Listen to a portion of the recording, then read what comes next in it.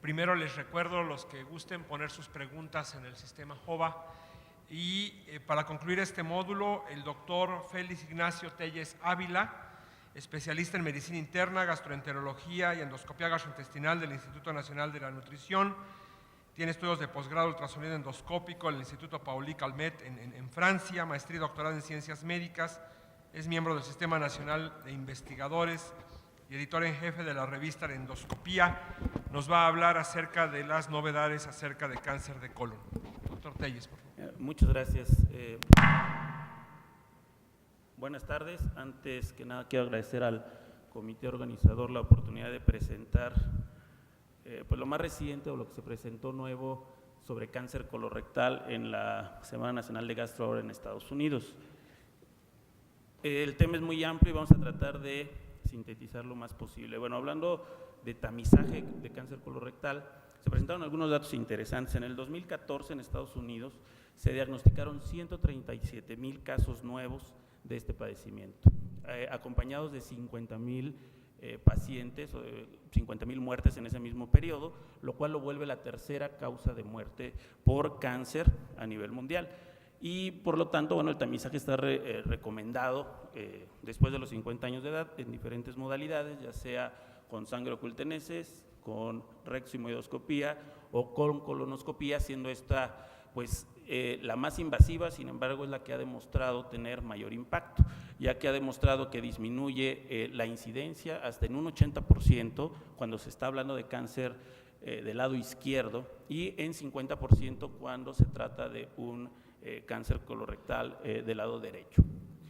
En este trabajo por el doctor Mister, ven en la gráfica del lado izquierdo, se ve por año, el porcentaje de pacientes que siendo candidatos a tamizaje se sometían al mismo, y en la gráfica del lado derecho se ve el impacto que este tamizaje fue teniendo sobre la incidencia de cáncer colorectal y sobre la mortalidad ocasionada por este mismo cáncer, lo que él le llamó inversión en tamizaje versus las ganancias en salud pública. Y como podemos ver, conforme aumenta la tasa de pacientes que son sometidos a tamizaje, pues disminuye la incidencia y disminuye, muchas gracias, y disminuye la mortalidad. Ellos lo que hicieron fue una proyección teórica, obviamente. ¿Qué pasaría si tú para el 2018 logras estar haciéndole tamizaje al 80% de la población? Pues disminuyes aún más, un 22% la incidencia de cáncer colorectal y un 33% la mortalidad por este mismo tumor. Entonces, pues obviamente esto es muy importante. Sin embargo, estamos conscientes, los costos hay que tratar de minimizarlos, es decir, ellos lo que tratan de hacer después es ver filtros de cómo podemos escoger mejor a los pacientes que vayan a colonoscopía, dado que no todos los sistemas de salud pueden soportar hacerle tamizaje con colonoscopía directa a todos los pacientes candidatos. Y se presentaron dos estudios muy interesantes, uno por el doctor Musavi, otro por el doctor Besa. En amarillo están los datos del segundo estudio mencionado y en blanco los datos del doctor Musavi. Con este fin de hacer un filtro, el doctor Musavi comparó qué porcentaje de colonoscopías tenían un resultado positivo para neoplasia avanzada cuando los pacientes tenían un solo estudio de sangre oculta en heces positivo versus aquellos que tenían dos. Y como podemos ver, en el caso de los pacientes que tenían un solo estudio positivo de sangre oculta en heces, el 47% su colonoscopía tenían un hallazgo de neoplasia avanzada, definiendo ya sea un pólipo avanzado, o sea que pudiera progresar a malignidad, versus o un cáncer colorectal. Y en el dato amarillo, el 41% de este mismo grupo de pacientes en el segundo estudio por el doctor Besa. Cuando se esperaron y hasta que tenían un segundo estudio de sangre oculta en heces positivo, se les hacía la colonoscopía, pues la tasa de pacientes con colonoscopía positiva aumentaba al 65%, lo cual obviamente quiere decir que tengan uno o tengan los dos estudios positivos, es muy rentable hacerle a este grupo de pacientes una colonoscopía. Más de la mitad de los pacientes van a tener un hallazgo que requiere tratamiento. Y algo en el escenario clínico que me pareció muy importante es aquel paciente que tienes un primer estudio de sangre oculta en heces positivo, que es negativo, pero le haces un segundo y resulta positivo, ¿qué es lo que ocurre? Bueno, pues el 33% de este grupo también tiene un hallazgo positivo en la colonoscopía. Es decir, no podemos dar por hecho nada más que ese segundo estudio es un falso positivo e ignorarlo y no someter a este paciente a ese estudio. Por supuesto, estos fueron neoplasias avanzadas, pero ¿qué pasa cuando vemos específicamente la tasa por 1000 pacientes con colonoscopía de cáncer colorectal? Bueno, se hizo este estudio con 40.600 pacientes, lo que vieron que pacientes con sangre oculta en heces positivo, pero que en los 5 años previos se les había realizado una colonoscopía y el colonoscopista había dicho que estaba totalmente normal. Este es un escenario clínico que podemos tener, es decir, un paciente que llega por cualquier cosa, se hace un estudio de sangre oculta en heces que sale positivo, pero le acabamos de hacer una colonoscopía. ¿Qué debemos de hacer? Confiarnos, decir que ya no, que esté tranquilo el paciente, no le va a pasar nada, le acabamos de hacer una colonoscopía. Bueno, ellos lo que hicieron fue esto y los resultados fueron los siguientes. Si el paciente tiene una prueba de sangre oculta positivo con una colonoscopía previa 5 años negativa, tiene una tasa de 14.4 por 1000 colonoscopías con cáncer colorectal. Si lo comparamos con aquel paciente que tiene una colonoscopía de tamizaje sin esta sangre oculta en heces positiva, es mayor, 5.4 por 1000 casos, es decir, 3 veces más, aunque tengas una colonoscopía negativa, te da el hecho de tener la sangre oculta en heces positiva. Ahora, si te haces una sangre oculta en heces positiva y no tienes colonoscopía previa, pues está peor, 49 casos por cada 1000 estudios que realices. Ahora, con todo esto de tratar de ahorrar costos, pues está este estudio japonés con nada más 100,000 pacientes mayores de 40 años que analizaron estrategias para ver cuál era la que tenía mejor costo-beneficio en el abordaje o en el tamizaje de pacientes para cáncer colorectal. En la primera columna tenemos los pacientes aquellos a los que la estrategia era no hacerles nada, no hacer tamizaje. La estrategia que ellos determinaron como número 1, colonoscopía directa. La estrategia número 2, sangre oculta en heces y solamente en caso de que fuera positiva pasar a la colonoscopía. La estrategia número 3, sangre oculta en heces, e independientemente de que fuera negativa, a partir de los 50 años se les podía hacer una colonoscopía a los pacientes que estuvieran en este brazo, o bien la estrategia número 4, sangre oculta en heces y colonoscopía directa a los 55 años, independientemente del resultado negativo.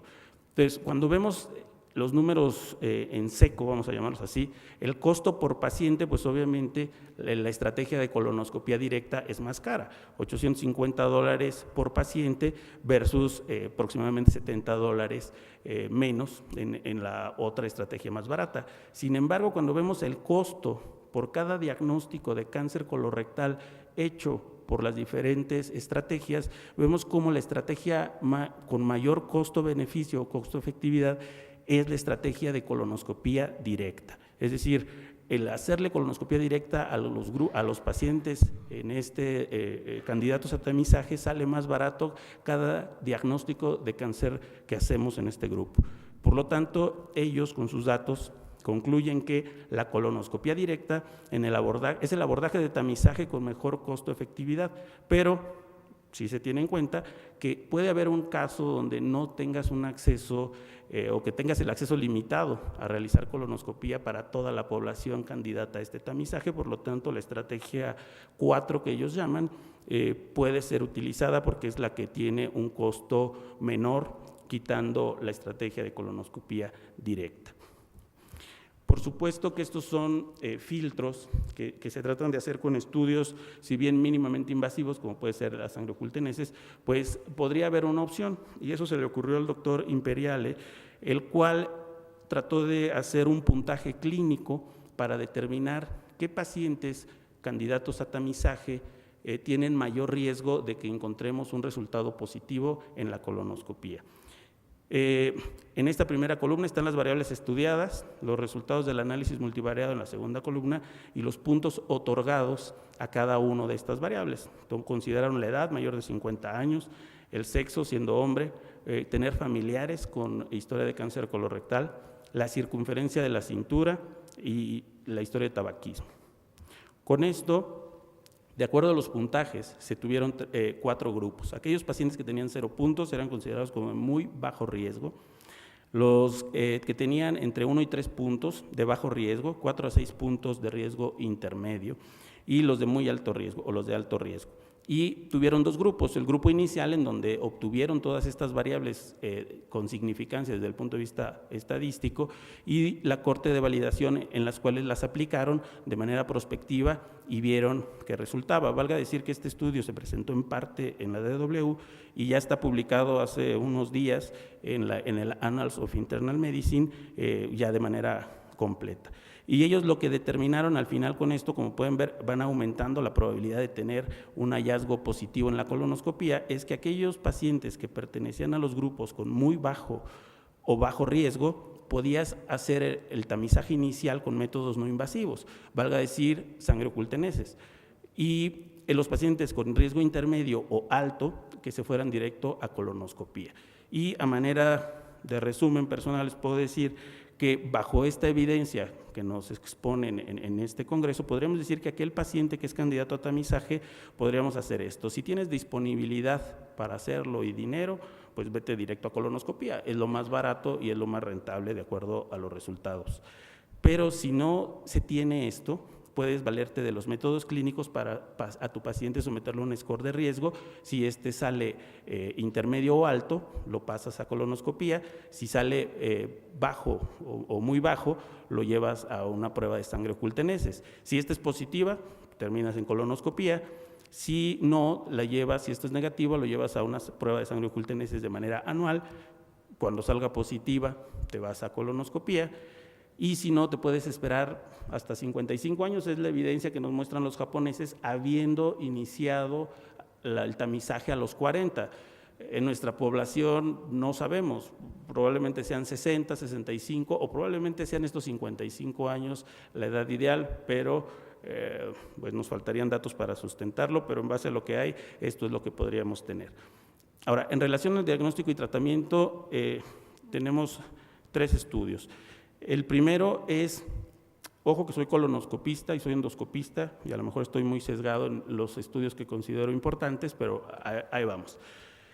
Tatuar los pacientes que tienen cáncer colorectal, hacer un tatuaje endoscópico, sobre todo en aquellos que son tempranos, la teoría dice que pueden reforzar los ganglios que con mayor probabilidad sean positivos para metástasis ganglionares. Esto es muy importante ya que la afección a los ganglios por células cancerígenas pues determina la supervivencia independientemente del estadio T que se tenga.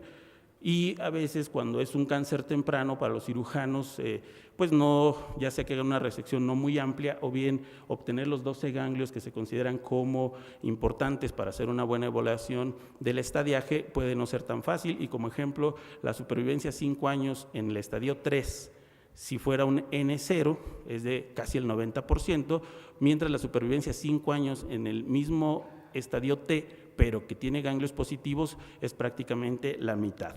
Por lo tanto, en los cánceres tempranos que están aquí encerrados en este recuadro rojo, es muy importante poder evaluar de manera adecuada si existen o no ganglios positivos y parece que el tatuaje endoscópico nos va a ayudar a esto. ¿Por qué? Bueno, un problema es que el patólogo tiene su pieza, su ganglio, y no necesariamente donde hace su corte va a encontrar las células tumorales, pero sin embargo ahí están. Entonces se han hecho diversos estudios y dicen que hasta el 99% del tejido de los ganglios que quita el cirujano no es evaluado por el patólogo, lo cual lleva a un infraestadiaje de los pacientes y por lo tanto no reciben el tratamiento de quimioterapia que deberían, lo cual impacta en que tienen una menor supervivencia del que se podría esperar. Nosotros como endoscopistas, bueno, pues si vemos una lesión como esta en vivo, pues lo que tenemos que hacer es tatuar ya sea muy cercano a la lesión o sobre la lesión incluso para obtener lo siguiente, es decir, los ganglios también se permean o se impregnan de este tatuaje que estás haciendo tú y eso le puede facilitar al cirujano detectarlo en el transoperatorio o al patólogo para saber que esos ganglios probablemente sean los más próximos al tumor y que por lo tanto con mayor probabilidad pueden ser positivos para estas metástasis. Y ellos lo que obtienen es lo siguiente, al marcar los ganglios, pues identifican los de drenaje más próximo y más fácilmente visibles los vuelven al cirujano, insisto, o al patólogo. Y cuando analizaron el promedio de ganglios que eran evaluables, en este grupo de pacientes, en los que no se les había hecho un tatuaje tenían una mediana de 10.5 versus 12 ganglios en aquellos pacientes que se habían tatuado con una P estadísticamente significativa, bueno, y sacan algunas muestras donde se ve, pues francamente, la presencia de tinta, y el 60% de los pacientes que tuvieron ganglios positivos eran pacientes que tuvieron un tatuaje al momento de la colonoscopía. Por lo tanto, bueno, pues la conclusión es que los endoscopistas debemos de tatuar a los pacientes que tienen un cáncer que es candidato a cirugía.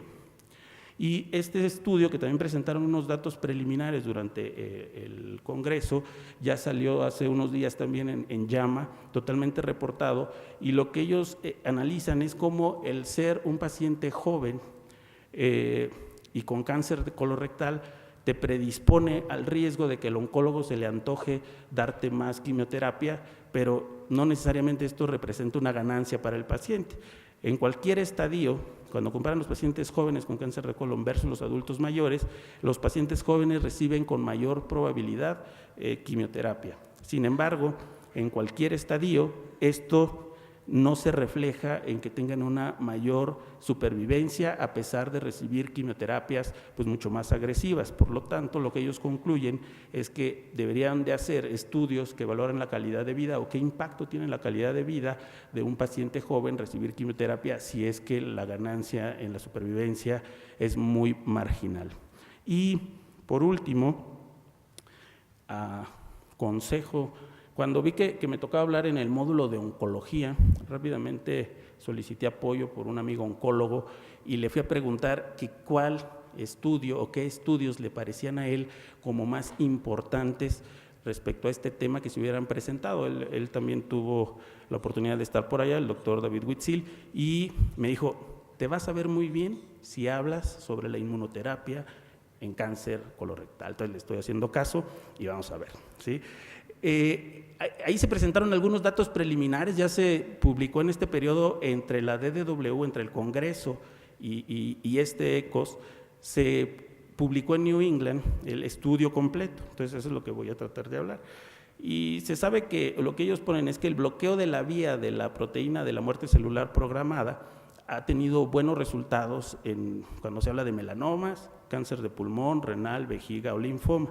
Sin embargo, les llamó la atención que cuando lo trataron de hacer en pacientes con cáncer colorectal, solamente 1 de 33 pacientes tuvo respuesta.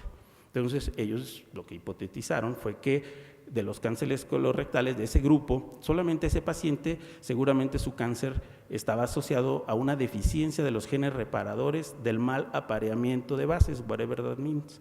Entonces, en español lo que le vamos a poner es así, que los genes reparadores del mal apareamiento de bases. Sin embargo, en el cáncer de colon esto es muy poco frecuente, 3.5% de los pacientes con cáncer colorectal se asocian a este tipo de alteraciones, de acuerdo a estas literaturas que les pongo aquí abajo. Y ellos lo que hicieron en este trabajo en New England es formar 3 grupos. Un grupo de cáncer colorectal con deficiencia de estos genes reparadores, 10 pacientes, un grupo de pacientes con cáncer colorectal sin esta alteración, 18 pacientes, y pacientes con otros tipos de tumores, ¿sí? pero que tenían estas deficiencias de estos genes reparadores, 7 pacientes. Respuesta completa, como casi todo en oncología, prácticamente 0, un paciente por ahí en el grupo de otro tipo de tumores, pero la respuesta parcial, pues la verdad es que fue bastante impresionante. 40% del grupo de cáncer colorectal con esta deficiencia de genes tuvo respuesta, 0 de los pacientes que no tenían esto, lo cual iba a favor de la hipótesis de los autores, y el 60% de los pacientes que tenían otro tipo de cánceres, pero asociados a esta deficiencia de genes reparadores. La enfermedad estable a 12 semanas, 50% de los pacientes con cáncer colorectal y esta deficiencia, y vean, la progresión fue mucho más frecuente en los pacientes con cáncer colorectal sin esta deficiencia, no así en los pacientes con cáncer colorectal o de otro tipo, pero que estuvieran asociados a esta deficiencia de genes reparadores. Y ellos concluyen pues, que los pacientes con tumores relacionados a los genes reparadores de mal apareamiento de bases tienen una buena respuesta al tratamiento con este bloqueo, independientemente de si es cáncer colorectal. Esto, la verdad, yo no soy oncólogo, pero cuando lo leí me interesó mucho porque, francamente, te abre un camino muy padre decir que que hay una vía que puedes bloquear independientemente del tumor donde se esté originando y que los pacientes pareces ayudarlo. Sin embargo, se cayó un poquito cuando al estar buscando vi que la sesión plenaria de la ASCO de este año, que creo que fue un mes después de la DW, habló el doctor Leonard Saltz, una autoridad en todo esto, en la conferencia o en la plática magistral, y ponía las perspectivas de esto. Esto se llama pembrolizumab, es el Keytruda, y tiene nada más un costo de $83,000 al mes de tratamiento. O sea, nomás 1,452,500 pesitos te cuesta cada mes tratar a este grupo de pacientes con este chocho.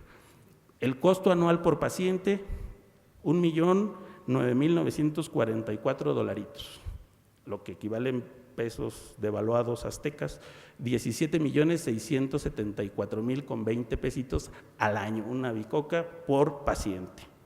Ojo, no lo va a curar, nada más lo vas a estar prolongando su supervivencia. Y el doctor dijo en su conferencia, esto es insostenible, ¿sí? Y como sociedad debemos reconocer que debe haber algún límite, ¿sí?, en la cantidad que podemos pagar por cada paciente con cáncer, ¿sí?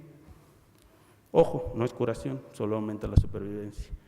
Y les tengo malas noticias, la dosis es por peso, o sea, que aguas, ¿eh? Y nos estamos quejando nosotros del costo del tratamiento para el virus C. ¿Okay? Muchas gracias.